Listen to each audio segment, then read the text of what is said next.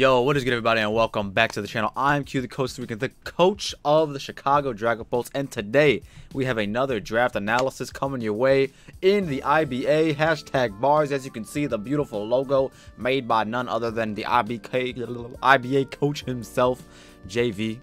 It looks beautiful. Look at that thing. I'm pretty sure he's the only one that worked on it. If other people did work on it, hey, correct me in the comment section down below, because I'm genuinely unaware. But call me Clefable. But that was stupid. But today we're gonna be talking about our draft that we have for season 2 today. So let's just get right into it. Now, going into this draft, we were selection number 8 out of 14. I believe out of 14, right? We were 8th out of 14, so meaning we were smack dab right in the middle of the pack every single round. So with being the 8th overall pick, I already knew that I was not gonna be able to snag my Chicago Dragapults, so I had a backup plan for that. I still wanted a very strong, dominating, game-changing dragon type, and we got just that in Kirim. Hello, how you doing, howdy kids? The beautiful dragon ice type. Kirim is very strong. This man has a base speed of 95, which isn't bad. It isn't 100, but it isn't bad. My man's got 125 HP as well, and 130 attack and special attack. Decent defenses. My man Kirim's going to be living quite a few attacks that he probably shouldn't be.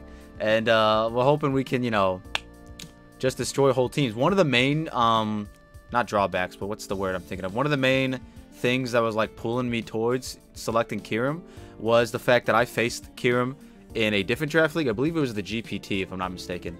And this man destroyed my entire team. And, ever since then, I had mad respect for a Kirim user. And you know what? Today, we're going to become one. And just going to see how it works with our team. So, yeah, that was our very first selection in the draft.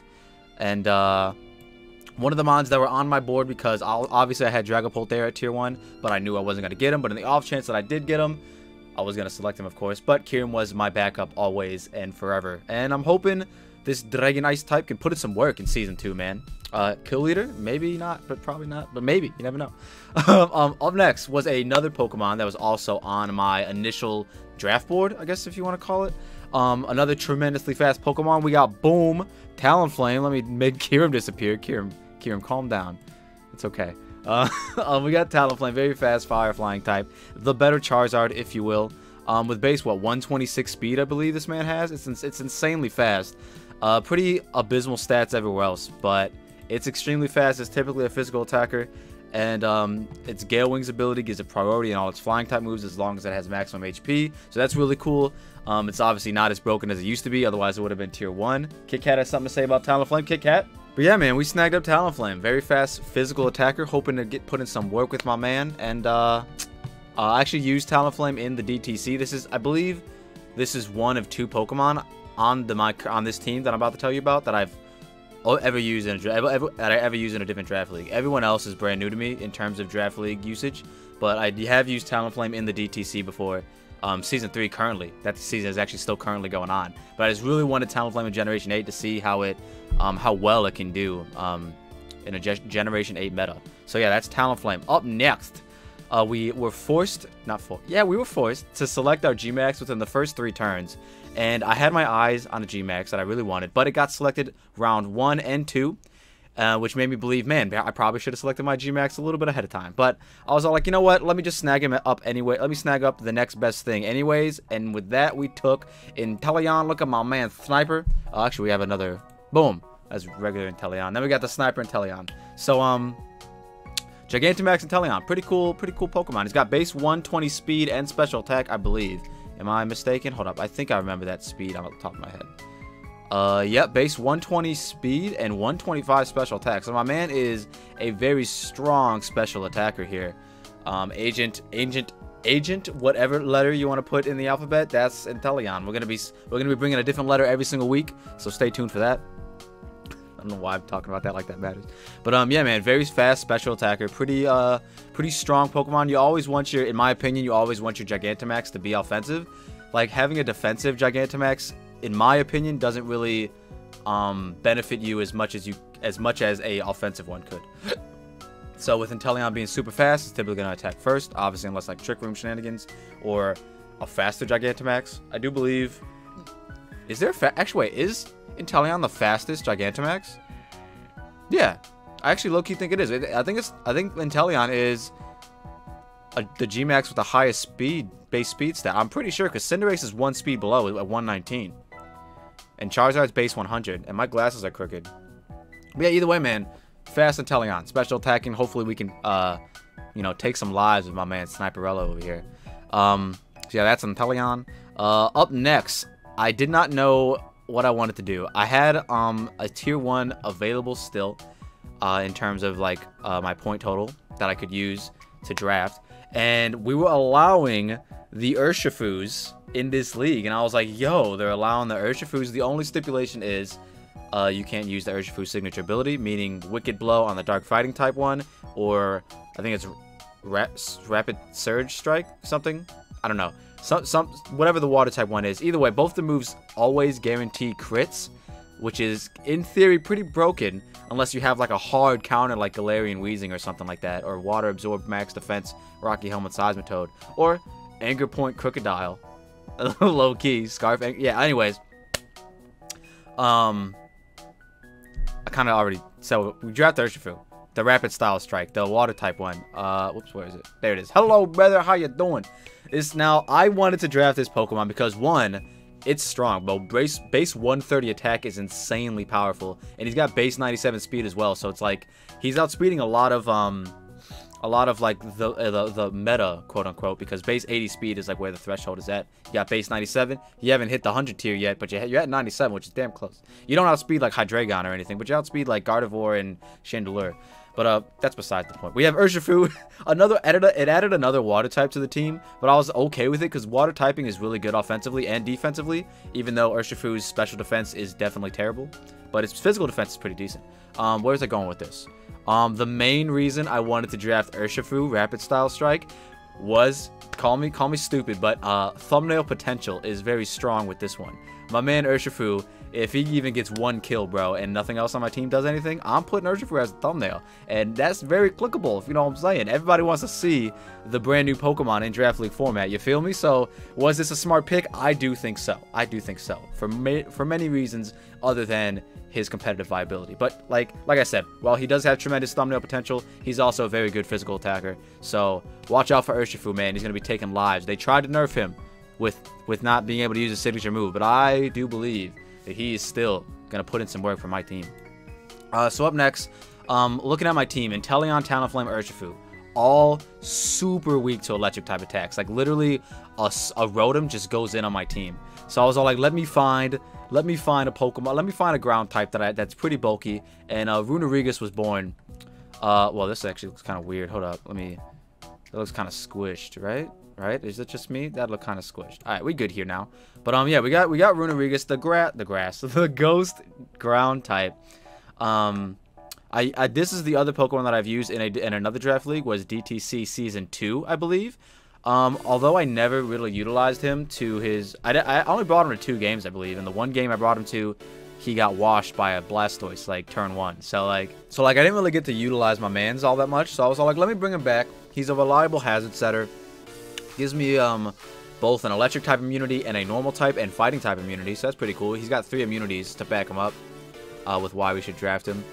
Very high defensive, very piss poor HP stat, but very high defensive. So hopefully Runerigus can put in some work for us as our hazard setter and whatnot. Speaking of hazard setter, we were not content with just drafting one. No. We needed another reliable hazard setter. Insert Bronzong here. There's my man. Now, this Pokemon, I believe, was introduced in Generation 4, if I'm not mistaken, aka the best gen. But more importantly, it gave us a Steel Psychic type. It also gave us the potential ground type immunity that we were not weak to at all in any way, shape, or form, but we just wanted it. This man also has decent defensive stats, and that's pretty much about it. You know, that's I just like this. The Runerigus Bronzong selections were very much out of my norm of drafting. Like, I typically draft a lot of very fast offensive mods, and then like 1 or 2 like quote unquote walls. And I guess in theory that like Bronzong and Runerigus would fit the idea of a wall. Not really though, because like their HP stats are pretty bad while the defenses are really good. But that's like beside the point, I suppose.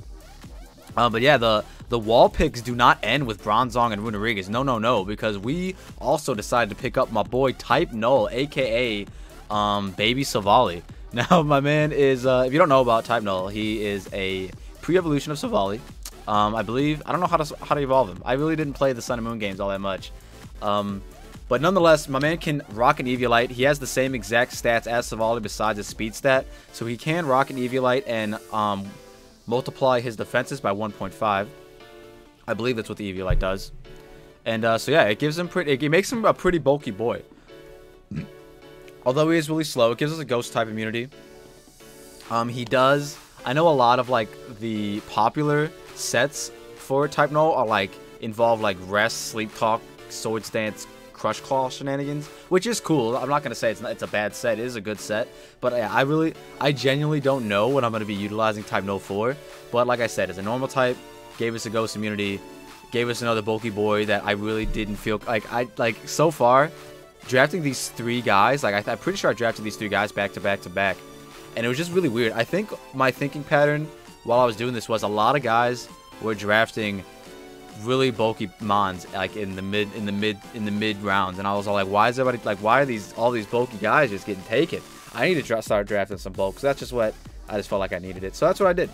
And yeah, so we got Type Null. Now these last couple picks, I genuinely don't remember the order in which I took them, but I do remember why I took them. So let's just talk about it. In tier 5, I believe it's tier 5, right? It is. Okay, well, let's reveal it. It's Raichu. I really love a fast electric type attacking Pokemon. I really appreciate a fast electric type.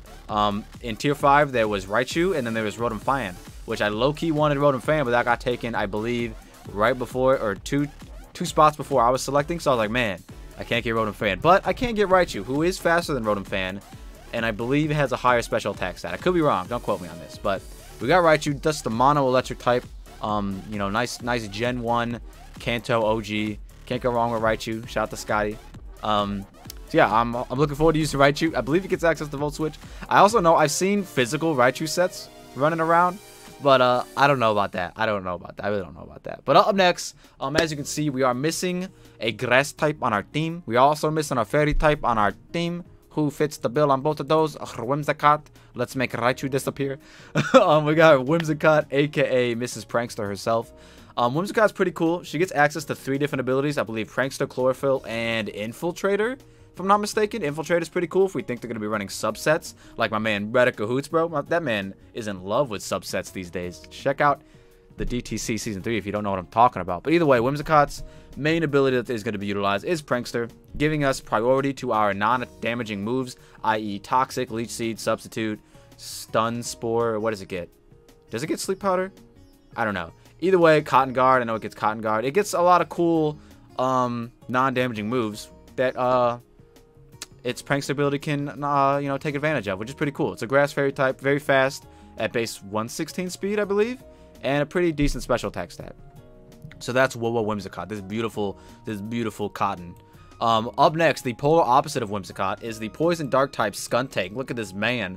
This man stinks. I can smell him through the OBS computer screen right now. Now on my draft board, I had like literally 5 different dark types. I think that I wanted to pick. I think one of them was like Crocodile, one was Mandibuzz. I can't remember. I think one might have been Bisharp.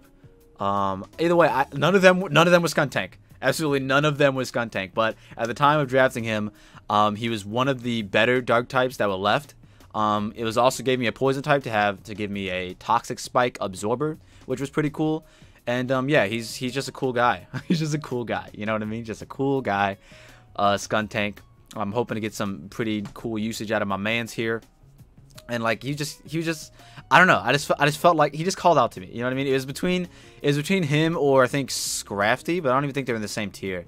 Now that I'm saying this out loud, but I don't know. It was between him and somebody else. But either way, we have our last pick of the draft, and I really wanted to solidify my speed tier. The highest at the time of drafting this Pokemon, the highest speed tier I had currently was 126, which isn't bad. His Talonflame is really good. Talonflame is fast. But up next we have a Selgor. Let's get rid of Skuntank. We have a Selgor, which is base 145 speed. Literally the fastest Pokemon in Generation 8 with 145 base speed. It outspeeds both, I think, outspeeds Zeraora. Actually, maybe it's speed types with Zeraora, actually, low-key. I know it outspeeds Dragapult. And I think Zero Ore is base 143 and Dragapults 142. I could be wrong, though. But either way, a Selgor rounds out my speed tier with base 145. So now we have 145, 126, 120, 116, 110. And that's our speed tiers, basically. Only thing we're missing is, like, sub-80s. But, like, we don't necessarily need it if we already have the 97s through 145. But either way, a Selgor is pretty cool. Typically utilized as, like, a hazard setter. Like, just lead it off with it. Click with Focus Sash so you can just guarantee your spikes. But, you never know how we're gonna use it, to be honest. Look at this man. He's a cool don't care ninja, bro. He's like, what are we doing? You know what I'm saying? His swagger is what attracted me more to selecting this man more than anything. His speed tier and his swagger was there, and I knew I wanted it. But either way, man, that is a Selgor. Let's go ahead and I guess we can leave him on the screen. Why not? He might mess around and be the MVP of our season. I genuinely don't know. Now, as a little bit of like inside of my head right now, this team, in my opinion, this team that I drafted particularly is arguably what's the word I'm looking for? Not my worst draft ever, but in theory my worst draft ever. And it's not to say that any of these Pokemon are bad. Like, Inteleon's really good, Kyurem's really good, Talonflame is incredible. Urshifu, we haven't even unlocked his true potential yet. Yeah. But, like, I don't know. It's just, like, looking back after drafting this whole team, like, I didn't really see any crazy synergy popping out, like, off rip, besides, like, the whole, like, immunities back and forth. Like, I love when my camera does that. There wasn't much of, like, yeah, there's, like, not really much synergy to, like, utilize on this team. You know what I mean? Like, off rip. Maybe I'll find some things while I'm battling. But I do still like this team. It is still very much how I like to battle. I have tremendous speed tiers. I have very strong heavy hitters. And then I have a few, like, defensive pivots. So, like, it's not, in theory, out of my realm of comfortability. But it is just, for whatever reason, after I was done drafting this, I did just feel really weird about it. I felt like it was probably my worst draft I've ever had. And I have drafted in about, like, eight or so leagues combined. If we're talking, like, 8 or so. Like, no, probably wait. TTC 1, 2, 3, IBA 1.5, which I didn't draft. IPL, PDL, GPT.